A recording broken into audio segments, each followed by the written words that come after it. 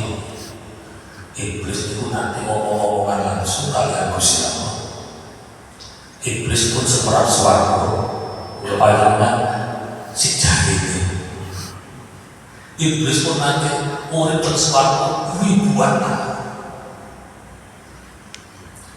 Kula panjenengan itu menawi beragama, kula panjenengan ini cuma ngendelno iman. Iblis itu beriman. Nomor kali Islam. Islam itu apa? Islam itu ngelampahi apa sing diperintah, nebi apa sing dilarang. Kula panjenengan menawi melaksanakan napa ingkang dipun perintah Gusti Allah, tapi menawi boten iman. Melo-melo cara Inggris nora putih. Melo sama aja, melo isi WhatsApp, melo isi WhatsApp. Tapi hatinya gak betul. Ini percuma. Tinggal menawi ibadah tapi hatinya betul-betul percaya, itu namanya orang munafik. Iman, Islam. Nomor 3, ihsan. Ihsan itu apa? Anta budallaha ka'annaka tarahu wa illam takun tarahu fa innahu yarah. Artinya kula panjenengan napa ingkang dipun lampahi kedah didasari dari hati yang ikhlas. Karena semua gerak dan diam kita selalu disaksikan, selalu diperhatikan oleh Allah. Sehingga menawi wonten tiyang cuma ihsan mawon, boten iman, boten Islam, cuma ihsan mawon. Nang tangga api, rukun karo keluarga, boten ate menyakitkan hati orang lain. Tapi boten iman, boten Islam, ini percuma. Boten gunanya. Kula panjenengan saged beragama dengan sempurna kalau ketiga-tiganya ini sakit menyatu. Ya iman, ya Islam, ya ihsan. Bagaimana untuk menyatukan ketiga hal ini? Tidak boleh tidak, la budda, wajib bertorikoh. Tanpa torikoh tidak bisa menyatukan ketiga hal ini. Kula panjenengan menawi sampun iman, Islam, ihsan sempurna. Kula panjenengan ingkang diciptakan oleh Allah yang tujuannya cuma satu, illa liya'budu wa ma khalaqtul jinna wal insa illa liya'budun, hanya untuk beribadah kepada Allah. Maka ibadah itu rasanya nikmat, tidak malah menjadi sebaliknya kita bosan beribadah. Monggo kita sambil koreksi selama ini kula panjenengan ibadah iki nikmat apa boten? Nikmat apa boten ibadah? Masih dereng. Masih dereng. Dereng ya? Dereng. Kula panjenengan ibadah kan kepingin ndangkang hati. Terawih sing paling laris, terawih sing paling cepet. Kalau kenapa? Karena bosan. Aslinya kalau panjenengan ibadah ini panas. Upami wonten pengumuman langsung dari Allah. Sholat 5 waktu libur sebulan. Insyaallah senangnya kalau panjenengan. Merdeka wonten rasanya. Ini bukti menawi ibadah kalau panjenengan selama ini merasakan nikmati ibadah. Tiang menawi satu dapat menyatukan tiga hal, iman, Islam, ihsan. Ibadah itu nikmat. Ingin berlama-lama dalam ibadah. Contoh, guru kula panjenengan sedaya, maha guru kula panjenengan Sultan Aulia Syekh Abdul Qadir Al-Jilani. Syekh Abdul Qadir Al-Jilani itu menawi mantun sholat isya, sholat ba'diyatal isya, sholat sunatan ba'diyatal isya di rakaat ini 2 rakaat. Rakaat pertama mantun Fatihah, surat yang dibawas Al-Baqarah, Al-Imran, An-Nisa, ngantos Al-Kahfi. 15 juz dibaca dalam berdiri. Rakaat kedua mantun Fatihah, Maryam, Toha, dan sampai hatam. Al-Quran 30 juz dibaca dalam 2 rakaat. Kemudian sholat witir, setelah salam sholat witir seperti pulau dalam sholat mati subuh. Wudu'e sholat isya dari batal. Usul di subha di wudu'e isya. Aku sholat subuh nganggo wudu'e sholat isya. Ngoten niku satu waktu boten sehari 2 hari, sebulan 2 bulan, setahun 2 tahun. Beliau melakukan seperti itu arba'ina sanatan selama 40 tahun. Nikmat, karena nikmatnya. Kulo panjenengan napa nanti sepisah mawon. Kelas. Maca Quran 30 itu sampai ngaji. Masuk ke sakal. Kulo panjenengan insyaallah boten badhe nate. Boten badhe nate nglampahi kados wonten. Karena nikmat. Beliau melakukan sholat subuh pakai wudunya sholat isya. Nah, sing iki insyaallah kulo panjenengan sering. Sholat subuh gawe wudunya sholat isya. Insyaallah sering. Isya ibadah. Gagal kalau dia bisa tidak lalu turu atau subuh sholat subuh untuk bisa batal. Masya Allah, ini contoh halnya tiang itu menangisa sudah menyatukan 3 hal: iman, Islam, ihsan. Ibadah itu rumongso 5 yang pernah dilakukan oleh guru kita juga, gurunya Syekh Qadir, As-Sayyid Abdul Qasim Al-Junaid Al-Baghdadi. Imam Junaid itu mempunyai hobi sehari semalam sholat sunnah tidak pernah kurang dari 1000 rakaat setiap hari, tidak pernah kurang dari 1000 rakaat. Kenapa? Karena nikmat tadi. Nah, kalau kita kan berapa rakaat sholat sunnah sehari semalam? Separuhnya? Separuhnya 500 lah yang baik, 100 lah yang jangankan 100 rakaat, yang 23 rakaat selama Ramadan itu rasanya pikir-pikir kapan dan mari Ramadan. Padahal cuma 23 rakaat. Ini thariqah kalau diartikan secara luas adalah cara. Thariqah itu metode. Thariqah itu bahasa Arab artinya metode, cara menyatukan 3 ini tadi. Bagaimana ketiga-tiganya dapat bersatu dalam diri kita, maka tidak bisa tidak harus berthariqah. Yang pertama. Yang kedua, thariqah dalam arti sempit. Bagi kita orang awam, orang umum, kalau ditanya oleh teman-teman, oleh orang, apa sih thariqah? Jawabnya lebih bisa. Apa sih thariqah? Diartikan secara sempit, secara langsung berjurus kepada thariqah. Arti thariqah sebenarnya adalah menggurukan zikir kepada guru yang mewarisi ilmu zikir. Itu gampangnya thariqah. Thariqah itu menggurukan zikir kepada guru yang mewarisi ilmu zikir dari gurunya sampai pada Rasulullah. Kenapa zikir kita itu harus digurukan kepada guru zikir? Karena kita berdasarkan dahulunya Syekh Abdul Qadir Al-Jilani di dalam Manaqib diterangkan di Manaqib apa saja pasti ada dahulunya Syekh Abdul Qadir yang satu, pasti ada di Manaqib apa.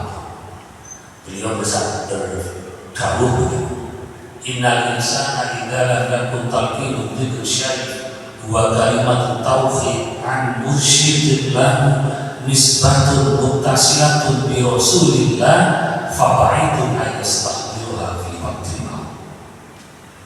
Artinya, barang siapa yang tidak menggurukan dan tidak belajar dzikir kepada guru dzikir yang disebut mursyid, yang sangat kemusyidahnya sambung menyambung terus kepada Rasulullah, akibatnya kalau tidak berguru, fawaidun ayastahdiruha fi waqtil maut, maka sulit pada saat ia sakaratul maut besok, sulit untuk menghadirkan kalimat tauhid tersebut. Siapapun yang tidak menggurukan kalimat tauhid la ilaha illallah kepada guru dzikir itu di dalam tauhid disebut mursyid, maka kata beliau Syaikhul Qadir, fabaidun ayastahdiruha fi waqtil maut, maka besok saat kita sakaratul maut sulit untuk mampu lisan kita menyatakan kalimat tauhid la ilaha illallah. Padahal Rasulullah sudah berjanji, siapapun umatku, sebanyak apapun dosanya umatku, maka akhiru kalamihi la ilaha illallah dakhalal jannah wa izana wa insan. Siapapun umatku yang mampu mengakhiri kalamnya di dunia ini dengan kalimat tauhid la ilaha illallah, Rasulullah bersabda dakhalal jannah. Dakhala itu kalau di dalam ilmu gramatika, ilmu nahwu, ilmu sharaf, dakhala itu fi'il madi. Dakhala hum. Di sini kalimatnya Rasulullah dakhala jannah, sudah masuk sudah, padahal belum. Mestinya ada hum, akan masuk surga. Di sini Rasulullah pakai dakhala, pakai fi'il madi. Ini menunjukkan kepastian. Rasulullah sudah menanggung dengan pasti dakhala jannah, pasti masuk surga. Masih ditauhidi oleh Rasulullah wa inzana wa insan. Walaupun dia ahli zina, ahli kutub, ahli dosa besar, asalkan bisa mengakhiri hidup ini dengan kalimat tauhid la ilaha illallah, aku takut surga.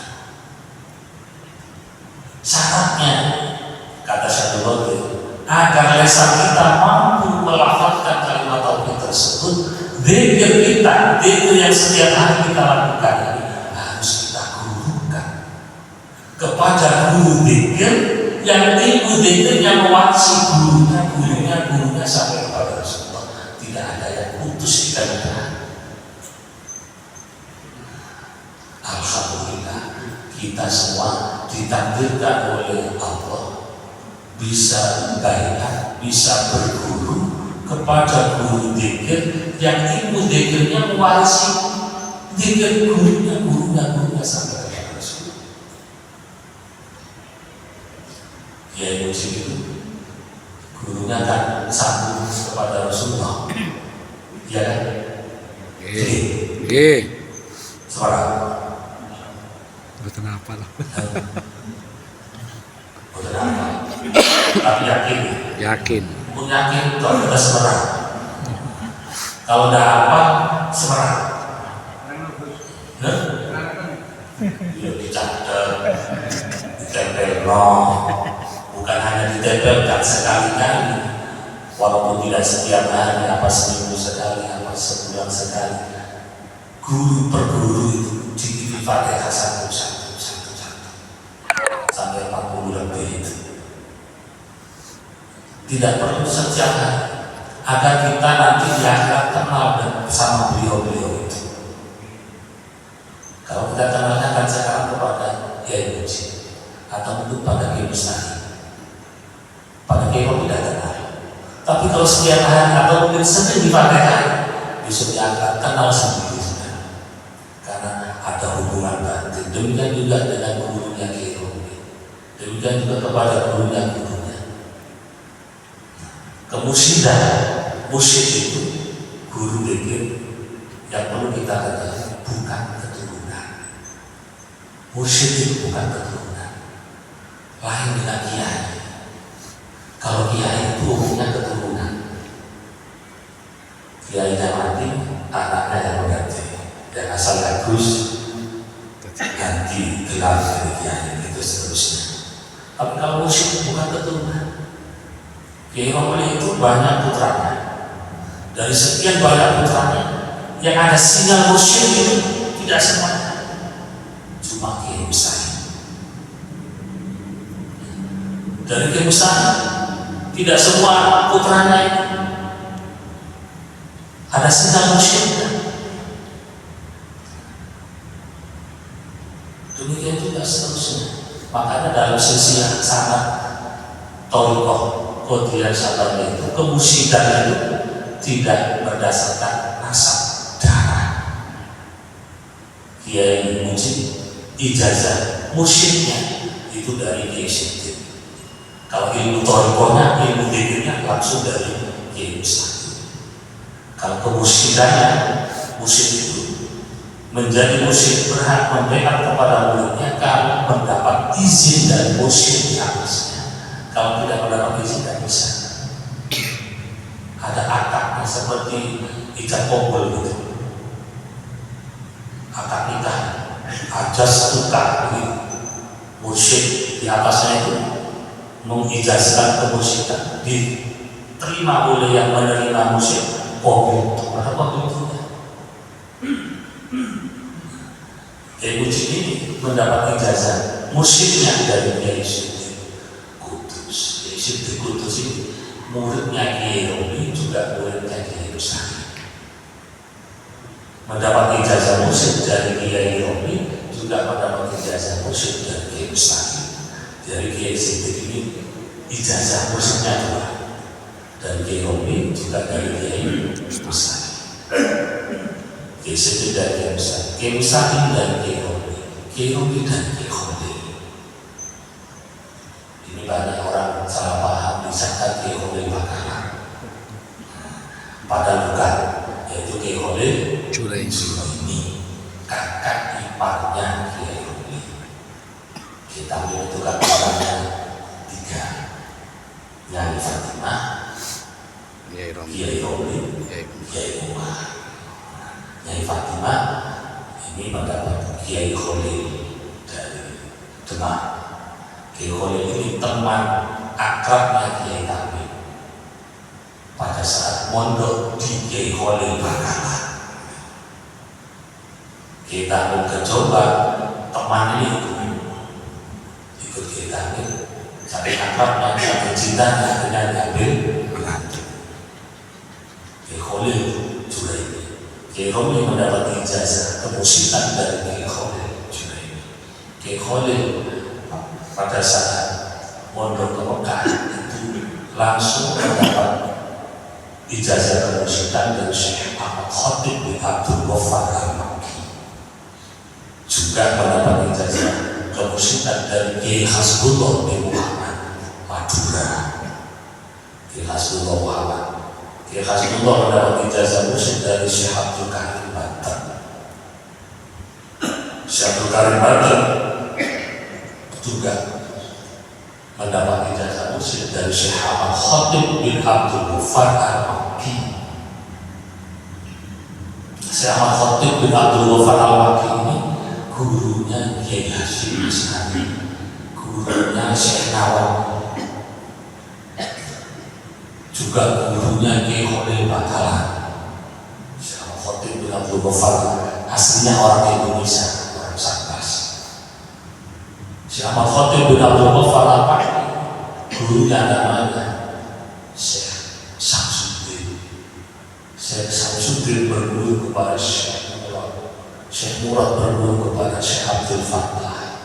Syekh Abdul Fattah berguru kepada Syekh Kamaluddin. Syekh Kamaluddin berguru kepada Syekh Usman. Syekh Usman berguru kepada Syekh Abdul Rahim. Syekh Abdul Rahim berguru kepada Syekh Abu Bakar. Syekh Abu Bakar berguru kepada Syekh Yahya. Syekh Yahya berguru kepada Syekh Husamuddin. Syekh Husamuddin kepada Syekh Waliuddin.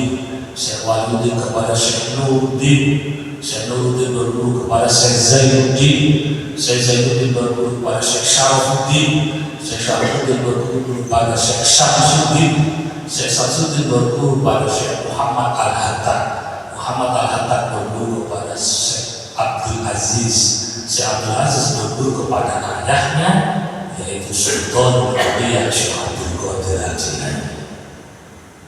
Ini guru kita semua, tadi yang kita sebut tadi itu guru kita semua. Makanya sekali-kali baca Fatihah kepada mereka. Fatihah satu untuk guru kita, Fatihah satu untuk guru. Guru kita syaratnya silsilahnya sampai kata Syekh Abdul Qadir. Syekh Abdul Qadir disebut Sultan, ya. Sultan Aulia, rajanya para wali. Raja wali, raja para wali. Dalam Maratib Ayunan diterangkan Syekh Abdul itu lahirkan pada awal Ramadan tanggal 1 malam pertama bulan Ramadan. Setelah sholat isya, sholat tarawih, lahir. Malam itu bayi Abdul Qadir itu menyusu. Anehnya subuh dan mau disusun. Siang tak mau sampai sore, baru nyusul lagi kalau sudah maghrib. Bagi puasa terberi waktu bagi kosong kadang bagi sekota kakak kosong.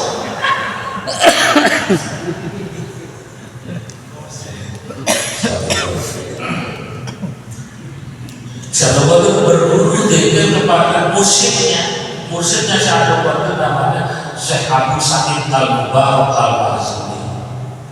Syekh Abu Sa'id berguru kepada gurunya yang namanya Syekh Abu Hasan Ali Al-Haqqani. Al-Haqqani berguru kepada gurunya namanya Syekh Abdul Faris Al-Qudusi. Abdul Faris Al-Qudusi berguru kepada gurunya namanya Syekh Abdul Wahid At-Tamimi. Abdul Wahid At-Tamimi berguru kepada gurunya namanya Syekh Abu Bakar Asyibli.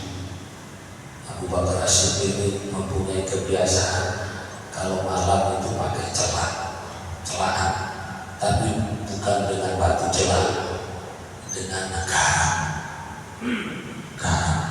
Jadi apa sih melek itu?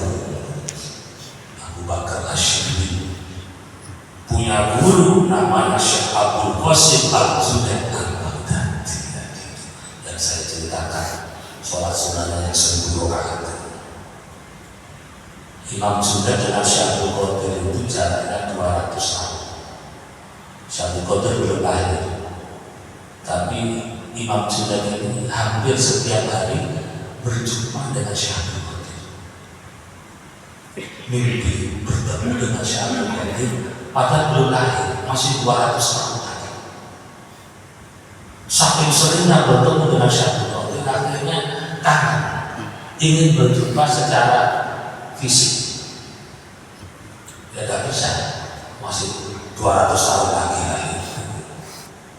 Saking seringnya bertemu Syekh Abdul Qadir. Dan beliau tahu kalau Syekh Abdul Qadir itu belum lahir, 200 tahun lagi. Karena rasa rindunya, rasa kerongnya itu, tahu kerong ya? Rasa kerongnya itu akhirnya Imam Junaid ini membuat kotak berisi hadiah dibungkus, kemudian pesan kepada muridnya yang namanya Abu Bakar Asyibli tadi. Abu Bakar Asyibli, saya punya rasa kangen terhadap murid saya, tapi belum lahir. Namanya Abdul Qadir Al-Jilani. Tolong nanti kalau kamu nututi, kasihkan hadiah ini dari saya. Sampaikan salam saya. Saya cinta kepadanya. Sebagai rasa cinta, ini hadiah dari saya. Kalau kamu udah nututi belum lahir, wasiatlah kepada muridmu nanti. Kalau muridmu belum juga ketemu, wasiat lagi kepada muridnya. Teruslah. sampai 200 tahun. Akhirnya yang mencuti itu namanya Syekh Abu Sa'id Al-Mubarak Al-Masudi. Pada saat kena-kena ngaji begini langsung ditunjuk, Abdul Qadir Al-Jilani taat kemari. Kamu betul namanya Abdul Qadir? Betul. Mana alamat? Desa Jilan, Tobaristan, kota Tobaristan. Ini ada wasiat dari guruku dari gurunya, gurunya dari gurunya, gurunya dari gurunya, sampai kepada Imam Junaid.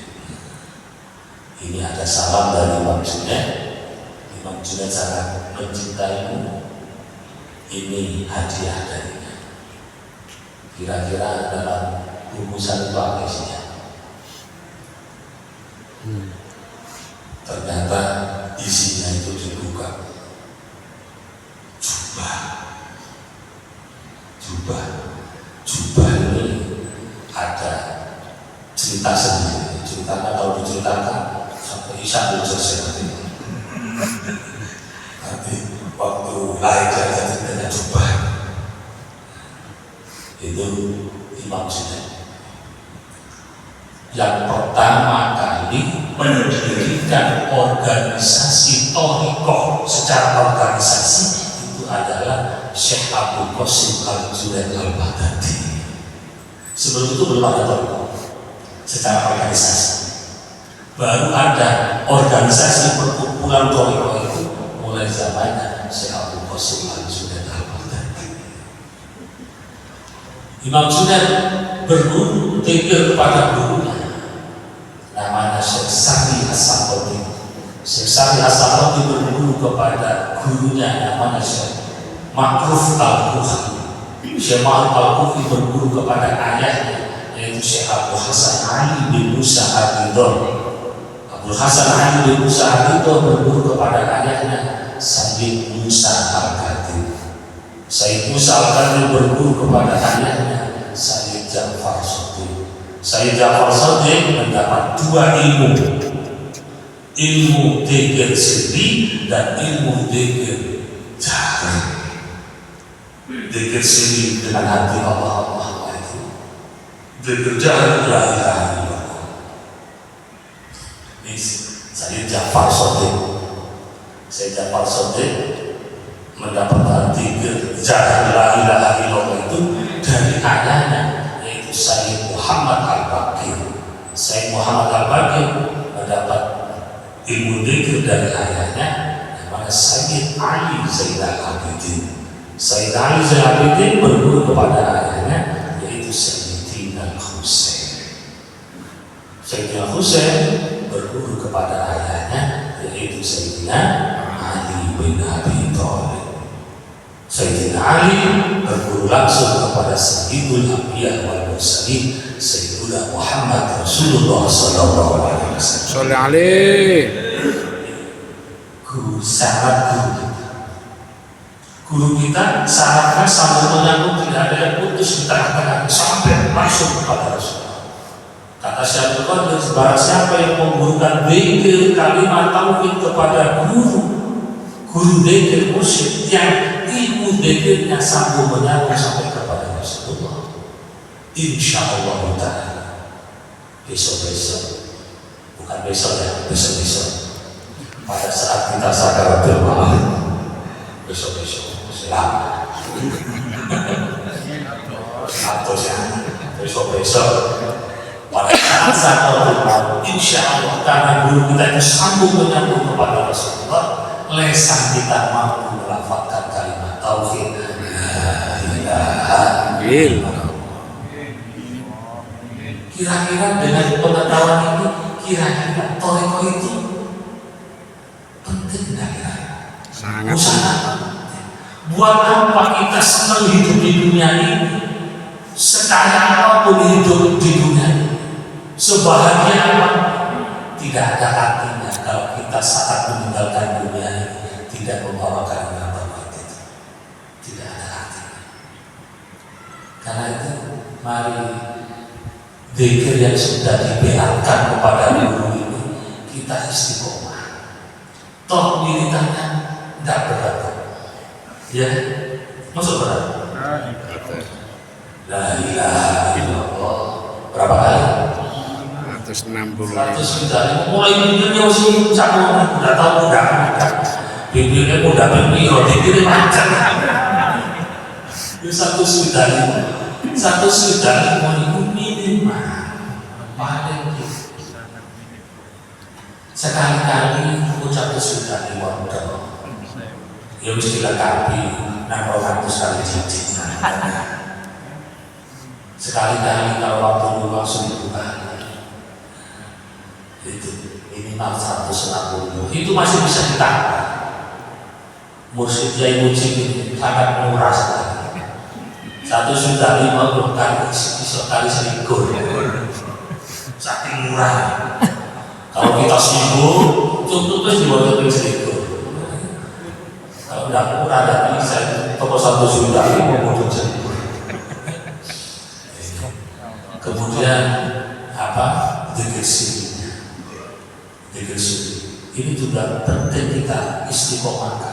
Sebelum kita melakukan zikir sirri kita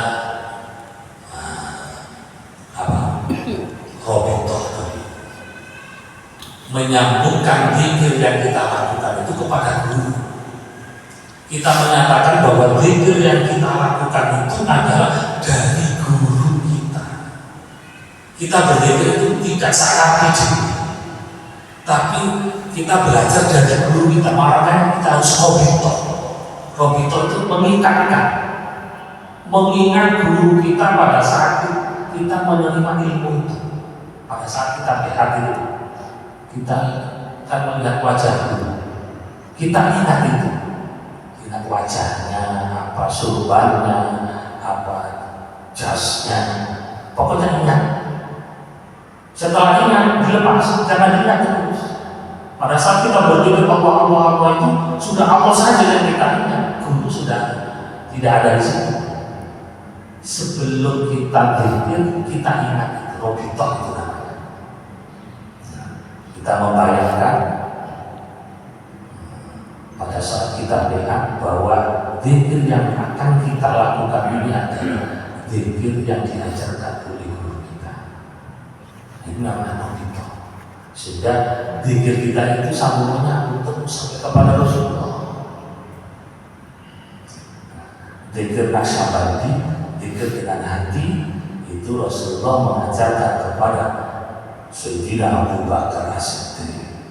Kalau la ilaha illallah itu kepada Sayyidina Ali. Jadi kalau kita itu zikirnya lahir batin, bukan hanya zikir lahir saja, tapi juga zikir batin. Kenapa perlu kita zikir batin? Karena pada saat kita besok sudah lahir bukan besok. Kalau sudah sadar kadang lesan tidak mampu untuk bergerak. Karena sekarang, apalagi sekarang kan banyak orang mati itu beredit. Turun mati semakin separuh di sini. Kan beredit. Kadang belum mati itu telinga sudah tidak berfungsi, mata sudah tidak berfungsi. Kadang belum mati itu mulut sudah tidak bisa.